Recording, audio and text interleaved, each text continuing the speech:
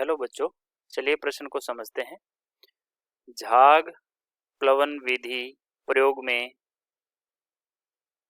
प्रयोग की जाती है। झाग प्लवन विधि प्रयोग की जाती है। विकल्प है ऑक्साइड खनिजों के लिए, सल्फाइड खनिजों के लिए, क्लोराइड खनिजों के लिए, अमलगम खनिजों के लिए। हम देख लेते हैं कि इस प्रश्न की मुख्य अवधारणा क्या है। पहले हम देखते हैं इस प्रश्न की मुख्य अवधारणा क्या है। तो जब हम धातु क्रम करते हैं, धातु क्रम किसी खनिजों से या अयस्कों से धातु का शोधन किया जाता है, तो उसमें धातु क्रम में सांद्रण की कुछ विधियां होती है। पहले हम ऊपर की मोटी जो अशुद्धियां होती है उनको सांद्रित करके उस अयस्क में से निकाल दिया जाता है और उसमें हम धातु की सांद्रता बढ़ा लेते हैं उससे, ठीक है।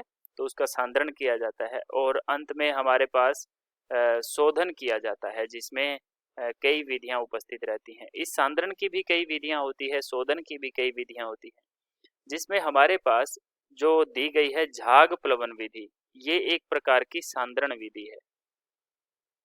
ये क्या है? सांद्रण विधि है। सांद्रण को प्रसाधन भी कहते हैं। सांद्रण विधि में झाग प्लवन विधि, झाग प्लवन विधि एक विशेष प्रकार के अयस्कों के लिए काम में ली जाती है और उन अयस्कों को कहते हैं सल्फाइड अयस्क। सल्फाइड अयस्क क्या होता है इसके अंदर? इसके अंदर सल्फाइड अयस्क को सल्फाइड अयस्क को चीड़ के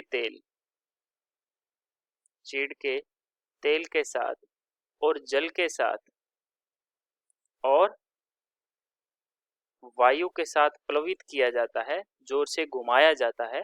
तो घुमाने से क्या होता है, इनमें ये वायु और चीड़ का तेल मिल करके क्या करते हैं, इसके झाग बना देते हैं,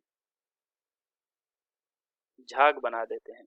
और झाग के साथ में कौन से कण चिपकते हैं? इसमें झाग के साथ में धातु के कण चिपकते हैं, धातु के कण, ठीक है। और जल के साथ में, और जल के साथ में कौन से कण चिपकते हैं? इसमें अशुद्धि के कण चिपकते हैं, अशुद्धि के कण चिपकते हैं। ये अशुद्धि और जल के कण जो है वो नीचे बैठ जाते हैं, नीचे तल में बैठ जाते हैं। और ये जो झाग और धातु के कण हैं ये सतह पर तैरते हैं,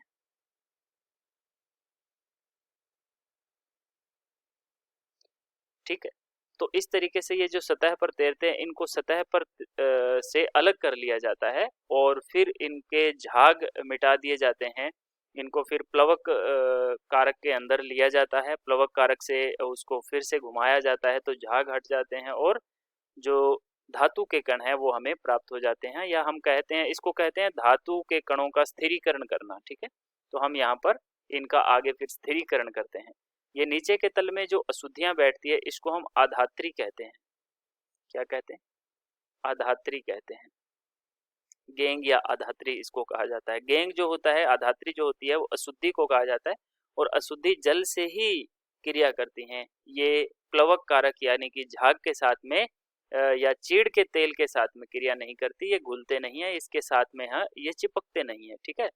तो यहाँ पर एक सांद्रण विधि है और वो सांद्रण विधि जो हमें दी गई है वो झाग प्लवन विधि है। और झाग प्लवन विधि एक विशेष प्रकार के खनिजों के लिए प्रयोग में लाई जाती है और वो खनिज कौन से हैं? सल्फाइड खनिज होते हैं। ये हमारे बी विकल्प में दिया है, इसलिए विकल्प हमारा सही हो जाएगा। आशा करते हैं आपको समझ आया होगा। धन्यवाद।